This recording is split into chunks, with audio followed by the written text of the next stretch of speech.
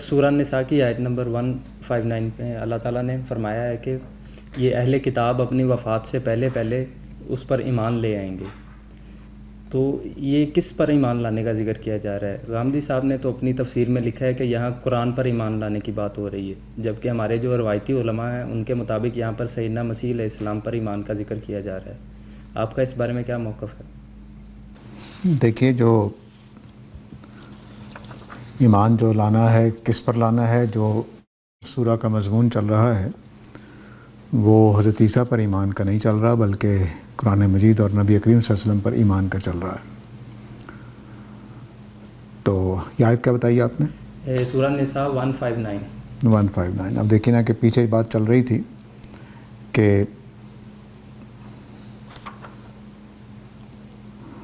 رسول پر ایمان لائیں گے، اور یہ آیت نمبر 148 سے لے کر 151 تک، بلکہ 152 تک نبی کریم صلی اللہ علیہ وسلم اور قرآن پر ایمان لانے کا مضمون چل رہا ہے. اس کے بعد حضرت موسیٰ کی قوم زیر بحث آ گئی ہے، اور اسی اعتبار سے حضرت عیسیٰ کے حوالے سے ان کے نظریات زیر بحث آ گئے ہیں، اور یہ جرائم کے طور پر زیر بحث آ رہے ہیں. وَبِكُفْرِهِمْ وَقَوْلِهِمْ عَلَى مَرْيَمَ بُهْتَانًا وَقَوْلِهِمْ إِنَّا قَتَلْنَا.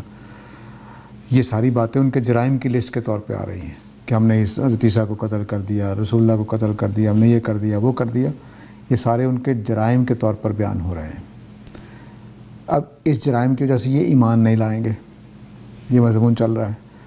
تو اب اللہ تعالیٰ کہہ رہے ہیں کہ ان جرائم کے باوجود یہ اپنے مرنے سے پہلے ضرور اس بات کو مان جائیں گے کہ نبی کریم صلی اللہ علیہ وسلم حق پر ہیں، سچے رسول ہیں، یہ مان جائیں گے. ابو بکر صدیق والا ایمان لانا مطلب نہیں ہے یہاں پر. ابھی درس میں ہم جیسا کر رہے تھے کہ شاربہ کا مطلب کیا ہے، تو یہاں پر ایمان لانے کا مطلب ہے کہ وہ اپنے دل میں یہ بات تسلیم کرتے ہوئے دنیا سے رخصت ہوں گے کہ نبی کریم صلی اللہ علیہ وسلم اللہ کے سچے رسول ہیں. اور اگر حضرت عیسیٰ کے بارے میں ہو تو یہ سوال جو یہاں پیدا ہوتا ہے وہ حضرت عیسیٰ کے بارے میں پیدا ہوتا ہے کہ سارے یہود تو اس وقت ایمان نہیں لائے ہوئے. اس آیت کے اترنے کے بعد کتنے ہی یہودی اس طرح سے دنیا میں رخصت ہو گئے کہ حضرت عیسیٰ کے بارے میں یہ نہیں مانتے کہ ان کو صلیب نہیں دی گئی. کتنے عیسائی دنیا سے رخصت ہو گئے کہ جو یہ مانتے ہوتے ہیں کہ صلیب دی گئی.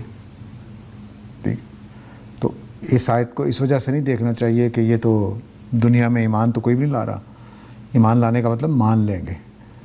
مومن کا مطلب مان لینے والا ہے، اور مومن کا مطلب اعلان کرنے والا ایمان کا، وہ بھی مراد ہے. تو یہاں لیؤمنن کا مطلب ہے کہ دلوں کے اندر ان کی یہ بات راسخ ہو جائے گی. وہ مرنے سے پہلے اس بات کو تسلیم کر کے مریں گے کہ ہاں نبی کریم صلی اللہ علیہ وسلم اللہ کے سچے رسول ہیں، لیکن ضروری نہیں اعلان کریں.